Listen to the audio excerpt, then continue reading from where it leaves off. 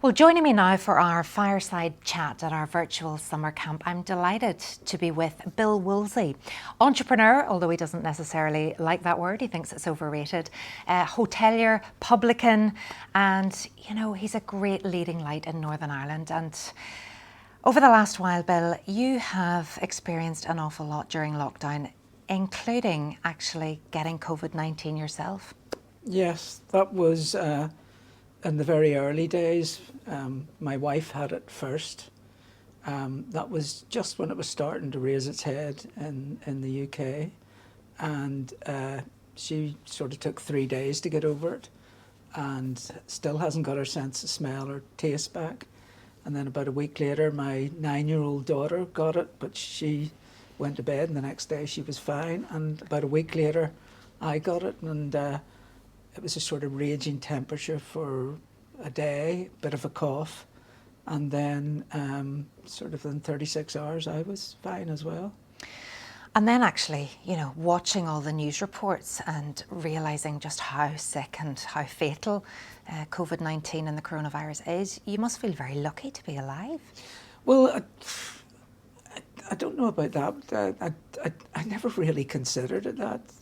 Watching the whole illness, virus spread through Europe, we as a business were sort of ahead of the game there, because we thought this is bound to come here, and we went along to our banks and explained what action we would have to take. So we were aware of it on that basis. I actually didn't think I would get it. I also thought that I thought it was unbelievable that Boris Johnson and his cabinet were sitting round watching this spread. You could see what was happening in Lombardy. You could see the age profile of the people who were the illest. And I thought they were absolutely hopeless.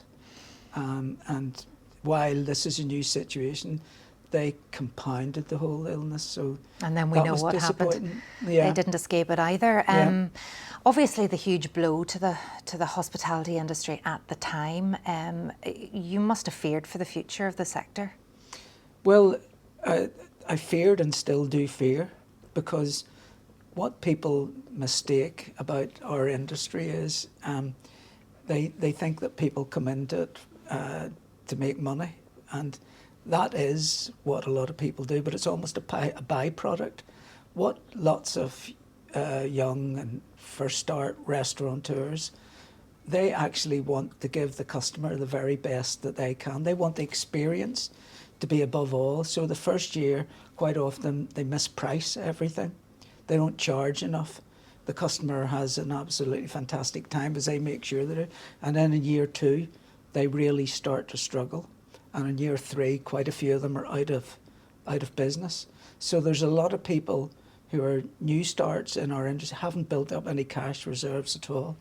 And this illness will certainly finish off a lot of business. So I fear for them. And then people like ourselves, bigger operators, if consumer confidence doesn't come back, the government are offering various fixes and cash inducements to get people to come out. But I think it's all about confidence. It's not about taking 50p off the price of a pizza. So unless confidence returns in a big way, then the whole industry will be in trouble. Well, for people who are from Northern Ireland and maybe even the UK, they will know you as basically bringing the beautiful Merchant Hotel, this luxury experience, which has been an incredible, I suppose, jewel in the crown for people coming to this city. Perhaps those watching on a more international stage wouldn't have heard of it at this stage. But even getting the calibre of that hotel, at what year did the Merchant actually open? 12 years ago. 12 years ago. So, we were post-conflict at the time, and probably there would have been some people that would have said we could never have this kind of luxury in Belfast. Did you come up against a lot of naysayers at the time? Yeah, lots, including the tourist board. When I went along, when we had the idea that we would put a luxury hotel in Belfast, we went along to see A, what grants would be available, and B, what the tourist board thought of what we were about to do, and they told us it wouldn't work. not at the prices we would have to charge for the service we wanted to give. And it was a reasonably short and stormy meeting, and we decided we didn't want any other grants. We would press ahead regardless. But it really, this started, I mean, I always, what people don't understand about Belfast is in Northern Ireland, it's got some of the best education. It's got some of the worst as well, but it's got some of the best educated people in the whole of the UK. And there's a demand for a product that not only has good service, but has some sort of brains behind it. You know, there's something interesting, and that's been supported throughout my whole career. It was, so if I go back again, for people who don't know Belfast, we opened a bar called Tattoo about 20 odd years ago while the conflict was still going on. But at that stage, you know, I was only a publican, so I was out in the street all the time. I knew that people were absolutely fed up with our trouble. I knew that people were always, and still are, ahead of the politicians. And we opened this bar, which got the architectural awards, because it was a completely modern design, almost like a concrete bar. And it was received by the people of Belfast in huge numbers. So the support has been there as the company's grown, so has the loyalty of the clientele. So we were confident that it would work, because in Ireland what we tend to be is we're some of the friendliest people. I think, you know, we love to talk, as sort of been demonstrated here, and we're, you know, to outsiders we're very friendly, but we're also reasonably sloppy when it comes to service, and we get away with it with a joke. And we knew that if we could get the service right and just keep our normal chatty friendly self, that we would be on to winner. And how would you describe the staff that you bring in to work in your establishments? Well, we have a combination of two things. It depends on what the role is. If they require some sort of experience, then we look for experienced people. We look for experienced people who are ambitious, and we look for experienced people who are enthusiastic. But if there's a position to be filled by someone, and one has experience and one has enthusiasm, we will all, and the person with experience is not enthusiastic, we always go to the person who wants to be in our industry. I mean, the clue is in the name, hospitality. But you've also always been known in this area for giving people a leg up, and maybe, you know, those from more disadvantaged areas, you're passionate about giving people a chance. Yeah, well, I come from one of the most disadvantaged areas of Belfast, and I'm actually proud of where I come from. Where are you from? I'm from Ballysill in North Belfast. So what was life like for you growing up there? Well, I grew up in a working class family. There wasn't much work at the time, so most of my childhood and early teens, my father didn't live in Northern Ireland. He followed the work, so he lived in North London. Right. And I would see him for a week at Christmas and 2 weeks in the summer. That was it? That was it. Lots of people were like that. And so much fell to your mum? Yeah, my mum was the real driving force. How many siblings did you have? I have two brothers, and you know, I was not difficult, but I wasn't interested in school so much. The only thing I was interested in football. But the main difference between my family and other families where we lived is my mother and father were socialists. They were die-in-the-wool socialists. My father was loved his Transport and General Workers Union and worked tirelessly for them, and they were completely against all forms of sectarianism, and they would talk to us all the time about the horrors of sectarianism or racism. They were so far ahead of their time. Do you thank them for that now? Yeah, absolutely. You know, definitely. And would that have been different from other kids in the street? Yeah, definitely. I remember one time I came back home and I hadn't met a Roman Catholic at all, and we were playing a Catholic school, and I said to my mother, you know, we're playing this school in a Catholic area, and do you know they can spit differently to us? And my mother said, what are you talking about? I said, yeah, they curl their tongue up and they can hit you with a spittle anywhere. Yuck. And my mother said, that is the stupidest thing I've ever heard. Don't ever let me hear you say that again. Wow. After the game was over, I came home. My mother said, well, did anybody spit at you? And I said, no. So we'll remember that. Right. But I did that, and I did that in another interview. And it went out, I think it was on television, I made that point. And I was in one of the bars we own, and I was speaking to 2 Australian tourists, and they were saying about the troubles, and I said, yeah, it's all gone away again. And just in the middle of us talking, this man came up and he said, yeah, I'm a Catholic. And I was surprised about this, and I said, yeah, are you? And he said, yeah, I'm going to go down the end of the bar and I'll be able to hit you with a spittle wherever you go. So it's a good yarn to tell it the was a visitors. good story now, to isn't tell, it? but my mother and father were fiercely against this, and eventually we moved to England. I went to play football, and the whole family left and we lived in London.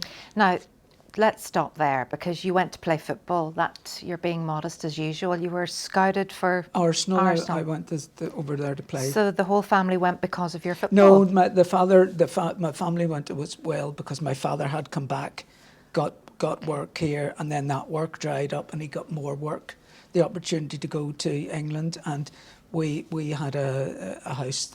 We were able to get a council house. Just the 2 things, it all sort of tied in a neat way. So how did you find Arsenal Football Club? Yeah, it was an interesting experience, but short-lived. Right. There was a couple of things went on. I became very ill. Right. And I was 15, then 16, but I don't think I kicked a ball until I was 40 again, because I had an underlying illness which took sort of 3 or 4 years for people to find out what it was, and just a massive drop off in form. And I left that and served an apprenticeship in printing. I have a brother who was a journalist, and he was able to get me a start in printing, so I served a apprenticeship, and it was a rerun of my school days. I sort of hated that apprenticeship as much as I disliked my school. I was sort of lost at that stage. I'm sure you were, which is probably again why you support so many kids maybe that have fallen on the wrong side of the tracks or haven't had a good start. But you must have loved your football, and you were looking at maybe, you know, Georgie Best coming from here and all of these great. Did you know George? No, you I didn't. didn't know George. He was older than me. Yes, I knew that. I didn't know any of those people. I mean, it was just. Did that define you at the time, though? Did you think this is what I want to be, and now that's been taken from me? It was a dream that I had that didn't work, and I don't think I would have made it anyway. And then I just accepted that, and now I'm a printer, a compositor actually, and I did that, and I thought, you know, I was immature. I just mucked about the same way I did, and then when I was about, I think it was 19. I saw an advert in the paper for a night course you could go on at Westminster Catering College, and to this day I don't know why I chose it. I thought I'll go on this course. So I used to clock off at 5 o'clock my printing job and drive across London, and then 7 o'clock this started, and it sort of finished sometimes midnight and sometimes a little bit. It was you wouldn't get that today. There's no money, and I did that for a couple of months, and to be honest, I didn't like that either. And then they said, you're going out in block release. So I was doing my printing job in the daytime, and then at sort of 7 o'clock I'd start work for the first time in my life in restaurants. And an epiphany took place within me. I loved it. Did you? I thought this is. What was it? The people? I think it was people, and it was also, someone give you an order. You walked in the kitchen, you give it to a chef. He gave you the food. You brought it back. The people were happy. The customers were happy if you chatted a little bit. What's not to like? You do it properly. I liked the whole thing, and I became ambitious. Then I thought, I can do. I'm in this restaurant. I moved to another one, and I asked, the college, could they put me somewhere else? Maybe I'll learn about hotels. Can I go to this? And I knew then I was packing in the apprenticeship. But I actually, on the day I got my papers, I gave in my notice. And, you know, they couldn't believe it. It was a well-paid job. Neither could my mother or father. I was going to say, what did your mum and dad think at that point? They thought I was insane. Really? They thought that this, you know, I was in a well-paid, heavily unionised job, which would be there forever. Forever. And I was going to serve food. You know, was I insane? So how did you end up coming back here? Well, what happened was that I got the opportunity to, one of the companies I worked for, one of the people I worked for, he told me that the company was going to go bankrupt. And I think there were 10 places and he chose 4 managers. I was one of them. And he said, if you hit over a certain turnover, you can keep 10% of everything you make. And he said, the sting in the tail is I need to cut your wages drastically. And he explained that if he didn't do this, he had nothing to go back to the bank with. And I said, well, it was a sort of franglais restaurant, you know, rubbish French, English food. This is in sort of early 1970s. And I said, can I change it to carvery? Because I had worked in an American hotel chain. I'd got a carvery. 40 odd years ago. It was new then. And he said, I love a carvery. yeah, go ahead, but I've no money. So the chef and I took out one of the lights and put a heat lamp. Dropped down and we had turkey, beef, potatoes and vegetables and one heat lamp. So when something got cold, we put something else under it. To cut a long story short, it was in one of the poshest areas of London and the place absolutely flew. It was phenomenal. And I made, you know, it sort of tripled my wages. And then my mother and father, I mean, this is a pretty amazing thing. They lent me their life savings. So, they lent you their life savings? Well, and first of all, we tried to get a tenancy in England, but there was bombs going off at the time, and I was always proud to be from Northern Ireland, and that we weren't going to get a tenancy. No. And then my mum particularly, and you know myself, we wanted to come home, and I found a pub that had been sold for 150,000, and it dropped to 50,000. Wow. So I thought, there's a bargain. So I could spot a bargain, but I was too stupid to ask why it had dropped. And I then discovered that there was a punk band called Stiff Little Fingers upstairs, and there was paramilitaries downstairs who would cut your fingers off. So the owner had been driven out, and nobody wanted the pub. So where was this? This is in Bangor. Right. So we came back we were able to purchase this pub at a very reasonable price, but because nobody else wanted it. And so you were about to invest your parents' life savings I did invest in this pub? Yeah. And they backed you? Yeah. Right. And then we came back and it was like a year of hell. Oh. Absolute hell. I was 23, I think, or I looked about 13. So young. Right. And it was my mum did the cooking, which was basically burgers and shepherd's pie and Irish stew. And I did the bar, and my then wife, she did the floor and did the bar. My dad never worked in a bar in his life, and he was a maintenance fitter by trade, so he did sort of fixed anything that broke, and then he did one of the shifts where you hardly got anyone. And we eventually let's just call them the boys, understand we would not be bullied. We weren't going to pay any protection. And the community sort of understood what we were about. No matter how many times I told my father, stop mentioning politics, he couldn't help himself. So he was always very forthright, and the sort of boys' fathers knew my father from his trade union days, and it was a difficult time, Sarah. That's it. You say you'd never want to be back at that time, but did it teach you any life lessons? I learnt more in that pub in 2 years than I've learnt in the next 40 years. So, and what was the most important? Well, we were we put back into the community. We did that right from day one. So we would do fundraisers and sponsorships. I only had one person came to work for me, and I would teach her. And interestingly, she still works for me, but 40 years later. But I would say, look, this is the amount of money we've got. This is how much profit we have or don't have. I would teach business, and so I've carried that right through.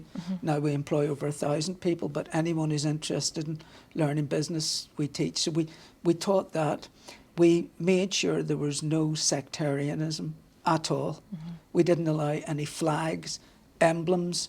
We didn't want the national anthem played at the end of the night because that was only regarded by one section of the community.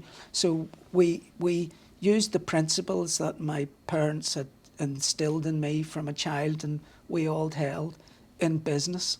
And while it seems like a crazy thing to do, people, showed respect for us for doing it. And eventually, And what about the boys, as you some of termed them, we had rules, and I don't know if you can remember, and the wider audience certainly won't remember. You would not be in a clever place if you had trouble to phone for the police. You were getting yourself into serious problems. I mean, to start with, the police came to us. We were offered weapons for our protection, but we didn't take that. We were told to check our cars, and we did all that. To start with, in a very Irish way, we had a policeman came and sat in the bar for 2 weeks, but all the boys knew who he was, and there was all sort of crazy, mad Irish humour. But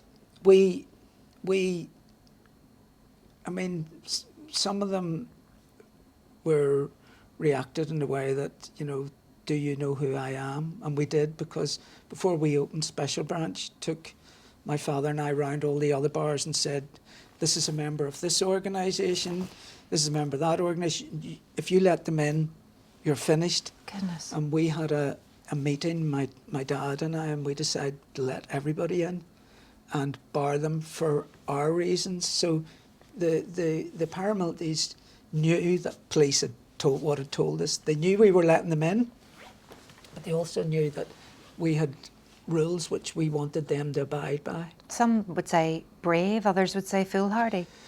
Yeah, well, it was probably a combination of both. I never realised it would be as difficult as it was, to be honest. But every penny of my parents' money was now invested in this. So you've never, like other publicans in Northern Ireland, had to pay protection money? And Never. you wouldn't? I've never paid a penny to And there anybody. might be other parts of the world watching this that can't believe that went on, but that was the norm. That was the norm. The pub opposite me, a police woman was blown up and killed. The pub directly the other side of us, the publican was murdered. They were, difficult times. Did you ever fear for your life?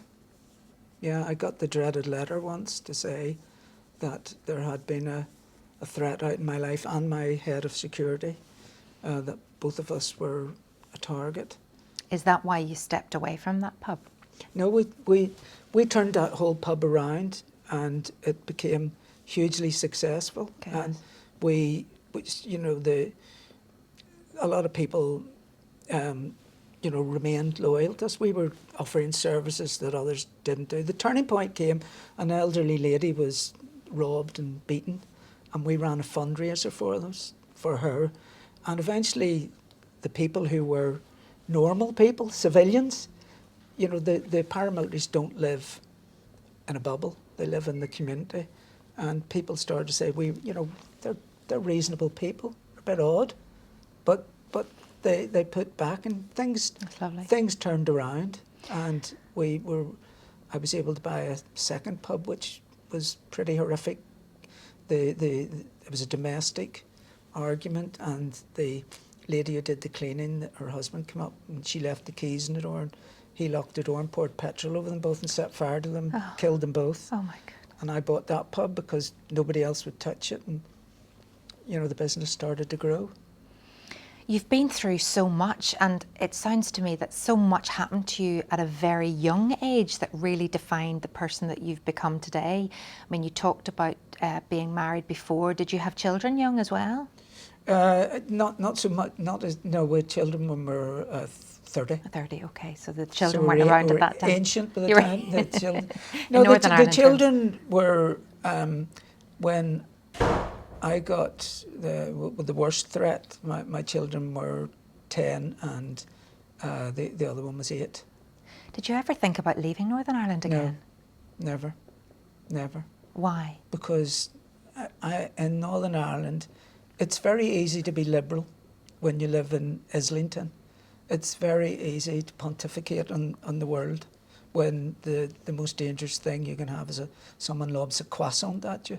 In Northern Ireland, I know people who refuse to have any sectarian views at all, and they have nothing but my admiration. And Northern Ireland is like every other country. There are far more good people prepared to put out the hand of friendship. And, I know so many people who come from areas like I do, and I have nothing but admiration for them. There is a small minority who can't let go of the past, and there was a political movement who just gave 2 simple views. One was that Brits rule, and the other was Brits out. And those 2 messages have been exposed for the nonsense that they were. We now, as a community, are moving forward in a positive way. So I've never really felt that I wanted to desert a country that has given me everything. Obviously, we're in uncharted territory now. We've faced a global pandemic, not just in Northern Ireland, obviously everywhere. What do you think that will do to make Northern Ireland stronger, to build stronger and get better for the future? That's an interesting question. I think that I've been speaking to the politicians a lot, and I think that they've understood that in this crisis they can move a lot faster. They can introduce rules, and they can drop rules that normally take years to move on. So that's been one good thing. The other positive thing is that both the main parties, who traditionally have represented the 2 sections of our community, have understood that when they work together, they're stronger, and that's been a positive thing. Have you seen that in I have, our leaders? Yeah. They both the main parties have understood that this virus has wreaked havoc. And it doesn't matter which side or It what religion. absolutely doesn't discriminate. No. And I think they've worked together. They've moved away. We've moved away from Boris Johnson, and we've tied in mainly to what the Republic of Ireland have been quicker on lockdown, and have introduced all sorts of rules. And we have now joined in with them because back to the virus, it doesn't respect the border, and that's been a positive as well. And that's the people have united in that we've all obeyed the rules. So hopefully, if there's any message from it, it's we're stronger if we work together. It begs the question. You say we've moved away from Boris Johnson. Have we moved away from the UK? Do you support a united Ireland? Well, I don't know if I support a new Ireland. I think United Ireland has got all sorts of connotations which are sectarian, but I definitely support a new Ireland, and I think it's inevitable that will come. Whether it'll be a federal form, I don't know. But I mean, first of all, we have Brexit, where the people of Northern Ireland voted massively in favour of remaining within the European Union, and that has not happened. So, you can see fault lines beginning to come about. My parents didn't recognise nationalities. My mother and father both said we live in one world, and I think at my heart, that's what I would believe as well. So I would like to see some sort of maturity in the debate as to whether we have a new Ireland. Your parents' socialist principles obviously are in you too, but when you're sitting in the lap of luxury, I know you've worked very, very hard for that, and you do an awful lot of good with your money. What do they make of your success? Well, my father wasn't around. My father was, we just bought the second pub, and he died, and my mother saw the business grow, and my wife says that my mother was an Olympian warrior. So whenever I bought a new business, she would always say, do you have to? That was the first thing. And the second thing was, you go broke and just stop. But I think they would both have been proud, although my father would never have said it. He just was of a generation. He never said, you know, if I had played really well at football, and the few times he came along to watch, he would never say, you know, I love you. It just wasn't in that. I knew he was proud, and I knew there was love, but I think they would have been proud. My father would have been particularly proud of the fact that we have the highest staff retention in our industry by a mile. I think both would be pleased the work we do in prisons. I think they would be pleased at the way that we have given people who have had difficult life experiences an opportunity to work in our industry.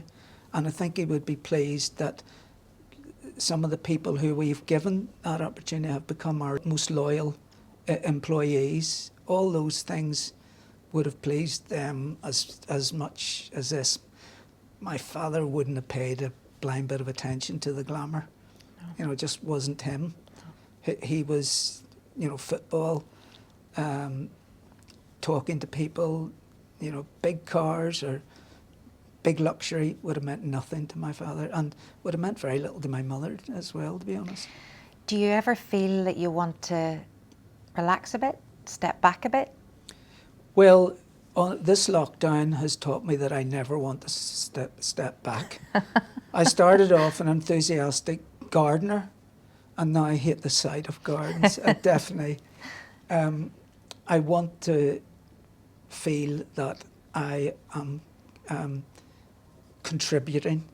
The thought that I would sit back and not earn a living is not something that appeals to me at all. And you've also got a fresh start at being a dad again later on in life. What age is your daughter now? 9. 9. So I have a 35-year-old, a 33-year-old and a 9-year-old. What was it like starting all over again? It was brilliant, to be honest. When my children were, you know, my first 2 boys who both work with me in the industry, I was working, you know, 60, 70-hour weeks. And, you know, I saw them all the time. I wasn't an absent dad. So, you know, we're a close-knit family, but now I'm not working as hard. And also I come from a family of all boys. And now, I mean, the blinking cats and dogs are female. And, you know, you're surrounded. I'm surrounded, and it's. You wouldn't change a thing, though. Not a thing. You know, I really love it. I love my daughter, obviously, and she's just the most articulate child I've ever come across. And sometimes I have to remind her that I may know something more than you. But yeah, great. It's been an absolute pleasure talking to you. I just wonder if there is one final thought that you could leave people with, a life lesson, the best bit of advice perhaps that you could give to help people get on, and to help people who maybe are a little bit still uncertain how this is all going to pan out in future. Would you have any words of wisdom? Well, I do lots of talks at schools, and I mean, I'm asked for advice, and I'm always reluctant to give advice about moving on, because one thing I passionately believe in, that if you come into my industry and you want to become a barman or a storeman or a chef or in housekeeping, and that's what you want to do for the rest of your life because you love that, you should get absolutely the same respect as somebody who is ambitious and wants to keep climbing. So I think if that's where you are, that's what you want to be, don't feel you have to do something else. And for others, the advice that I've given my 3 children is this: find something you really love, and if you're ambitious, work harder than anybody else. Brilliant. Bill Wolsey, thank you very much. Thank you.